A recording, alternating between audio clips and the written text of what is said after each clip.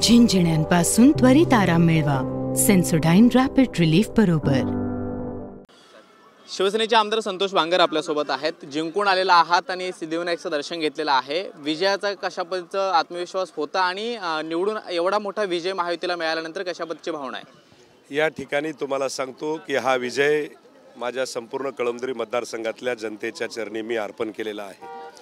ही निवडणूक जनतेनेच हातामध्ये घेतली होती आणि महाराष्ट्राचं तर एकंदरीत जर आपण बघितलं असेल तर तुम्हाला सांगतो की हा हिंदुत्वाचा विचाराचा विजय आहे। हा बाळासाहेब ठाकरे यांच्या विचाराचा विजय आहे। संपूर्ण महाराष्ट्रामध्ये एकमेव या महाराष्ट्राचे मुख्यमंत्री आदरणीय एकनाथभाई शिंदे ज्या पद्धतीनं काम करतायत, हे काम तुम्हाला सांगतो की सर्वसामान्य जनतेच्या दीनदुबळ्या गोरगरीब जनतेच्या मनामध्ये बसलेलं काम आणि त्याचा हा विजय आहे।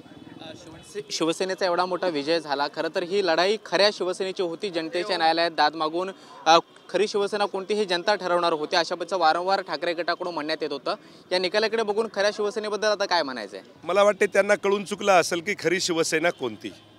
ज्या ठिकाणी तुम्हाला सांगतो की आम्हाला सतत तुम्हाला सांगतो की गद्दार बोलणं, वारंवार तुम्हाला सांगतो की खालच्या पातळीचं आमच्यावर टीका करणं, मला वाटते ते देवाला सुद्धा मान्य नव्हतं आणि महाराष्ट्रातल्या जनतेने दाखवून दिले की खरी शिवसेना सरसेनापती बाळासाहेब ठाकरे यांची शिवसेना कोणती।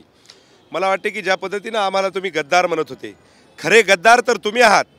ज्या पद्धतीनं या महाराष्ट्रातल्या हिंदुत्वाचा म्हणजे गळा घोटण्याचं काम आपण केलंय आणि या महाराष्ट्रातल्या जनतेने तुम्हाला तुमची जागा दाखवलेली आहे।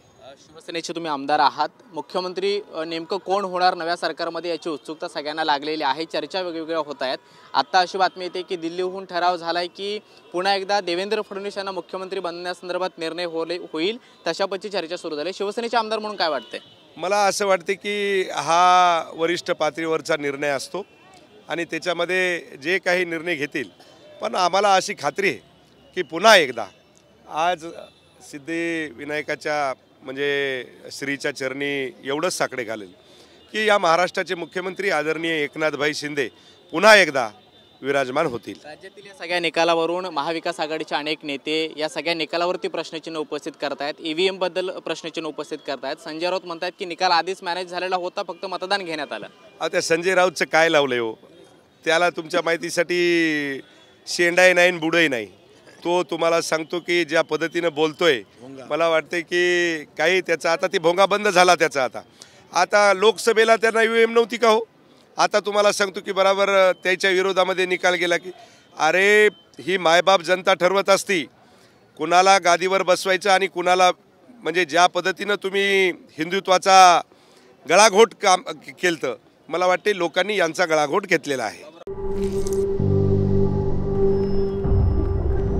झिंझिण्यांपासून त्वरित आराम मिळवा सेन्सोडाइन रॅपिड रिलीफ बरोबर।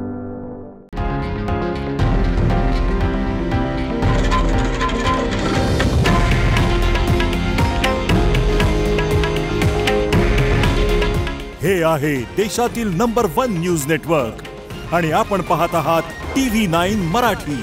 काळजी तुमची, हित महाराष्ट्राचं।